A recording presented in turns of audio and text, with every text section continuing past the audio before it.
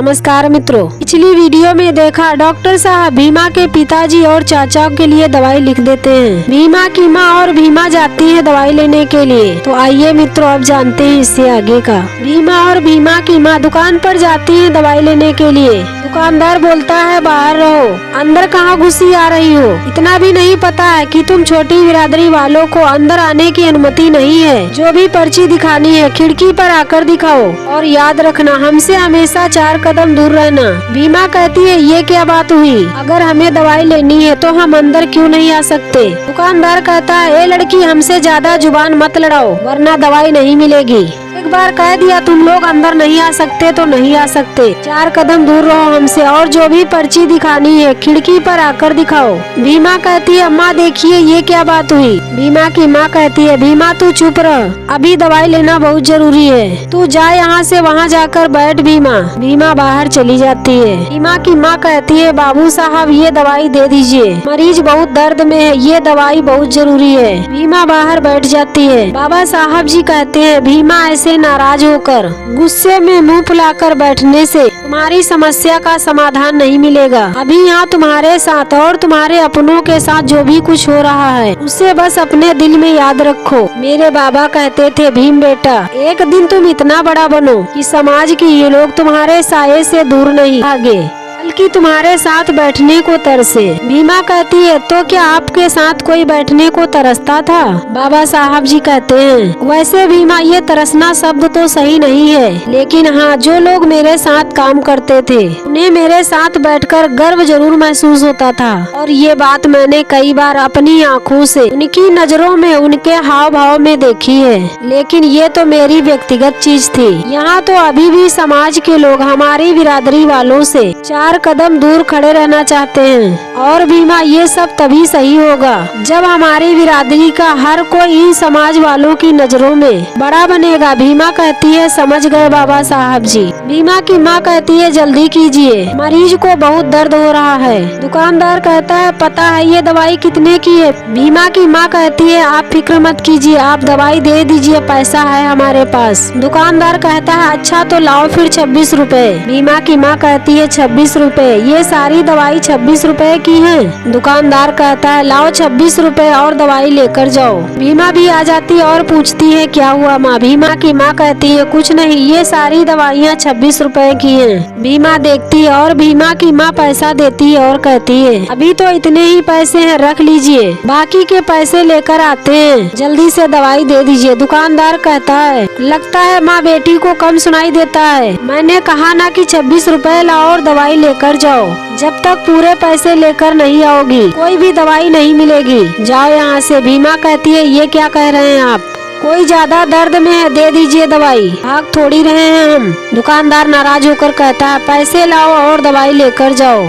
तभी एक व्यक्ति दौड़ते हुए आता है और कहता है भैया मरीज को पानी चढ़ाने वाला बोतल जल्दी से दे दीजिए, इसे थोड़ी देर के बाद देते हैं। दुकानदार कहता है कोई बात नहीं भैया, मरीज ठीक होना चाहिए और वैसे भी आप हमारी बिरादरी के हैं, कहाँ जाएंगे, पैसे तो मिल जाएंगे। दुकानदार दवाई दे देता है और वह व्यक्ति वहाँ से चला जाता है। फिर दुकानदार भीमा की माँ से कहता है पैसे उठाओ और जाओ यहाँ से। भीमा की माँ रोती है और भीमा कहती है एक बात बताइए साहब, क्या हमारे बाबूजी और चाचा जी जो दर्द में है वो मरीज नहीं है? कैसे हैं आप और कैसा है आपका दिल जो एक मरीज को आप उधारी दवाई दे दिए हैं, दूसरे मरीज को मना कर दिए हैं? दुकानदार कहता है हम कैसे हैं और हमारा दिल कैसा है ये बात मायने नहीं रखती है, और मायने रखती है तो ये कि तुम छोटी बिरादरी से हो। और बिल्कुल सही कहा तुमने, तुम्हारा बाप और वो तुम्हारा नचनिया छबीला चाचा दोनों मरीज नहीं है। पूछो क्यों? क्योंकि जो छोटी बिरादरी के लोग होते हैं उनकी पहचान भी छोटी बिरादरी की ही होती है। वो ना मरीज होते हैं और ना बेचारे होते हैं, वो तो सिर्फ मजबूर और कमजोर होते हैं। समझ में आई ये बात? अपने पैसे उठाओ और जाओ यहाँ से,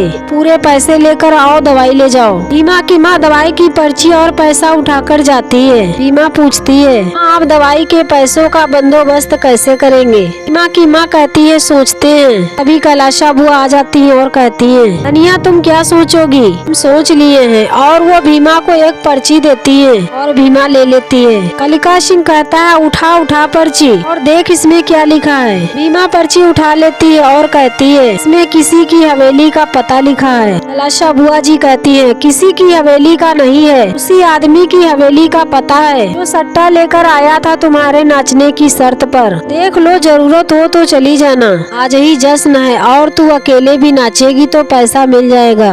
भीमा उस पर्ची को देखती है और भीमा की माँ उसे लेकर फेंक देती है और कहती है नहीं बुआ जी, माफ कीजिएगा, चाहे जो भी मजबूरी हो भीमा नहीं नाचेगी। और भीमा की माँ वहाँ से चली जाती है। कलिका सिंह कहता है माँ इतना मजबूर करने के बाद भी ये नाचने को तैयार नहीं हुई। कैलाशा बुआ और कलिका सिंह आपस में बातचीत करते हैं। उधर अस्पताल में भीमा सोचती है, भीमा की ताई जी भीमा की माँ से कहती है सबसे पूछ लिए हैं, किसी के पास भी पैसे नहीं है, आप क्या करेगी। भीमा की माँ कहती है मोहल्ले में जाकर पूछते हैं और वो वहाँ से चली जाती है। भीमा की ताई जी भीमा से कहती है भीमा अब तो समझ जा, ये सब तुम्हारे कारण हुआ है, अब क्या करना चाहती है। कुंदन कहता है माँ भीमा पर ज्यादा दबाव मत डालिए, ये सबसे ज्यादा परेशान और दुखी होगी इस समय में, अभी जाने दीजिए इसे। भीमा कहती है ताई जी, कैलाशा बुआ जी और कलिका सिंह जी को हमने कहा था कि बाबूजी और चाचा जी को कुछ भी नहीं होने देंगे और आपको भी यही कहेंगे, चाहे जो भी हो जाए बाबूजी और चाचा जी को कुछ भी नहीं होने देंगे। और भीमा वहाँ से चली जाती है। भीमा की माँ अपने मोहल्ले में पैसे मांगती है और वो लोग भी कहते हैं कहाँ है पैसा हमारे पास, हम लोग तो रोज कमाने खाने वाले हैं, हम लोग कहाँ से दे पाएंगे। भीमा की माँ रोते हुए कहती है कुछ थोड़ी बहुत मदद कर दीजिए। भीमा के बाबूजी और छबीला की तबीयत बहुत खराब है। में से एक व्यक्ति कहता हमारे पास कुछ भी होता तो हम मदद जरूर कर देते। तभी कुंदन दौड़ते हुए आता है और कहता है चाची अस्पताल में चाचा को बहुत दर्द बढ़ रहा है, चलिए। और वो लोग वहाँ से चले जाते हैं। भीमा की बिरादरी का एक व्यक्ति कहता है इसीलिए कहते हैं बाबू साहब लोगों से दुश्मनी मोल नहीं लेनी चाहिए, अभी जरूरत पड़ती तो वो बाबू साहब लोग मदद करते। दूसरे लोग कहते हैं क्या मदद करते, उधारी ब्याज पर पैसे दे देते और उसे चुकाते चुकाते सालों लग जाते। इसी तरह से सभी लोग आपस में बातचीत करते हैं। भीमा और भीमा की माँ अस्पताल पहुंच जाती है। भीमा सोचती है और इसी के बाद एपिसोड नंबर 79 समाप्त हो जाता है। तो मित्रों, ये जानकारी आप लोगों को कैसी लगी कमेंट कीजिएगा और हमारे चैनल को लाइक और सब्सक्राइब कीजिएगा। जय भीम, जय भारत, जय संविधान।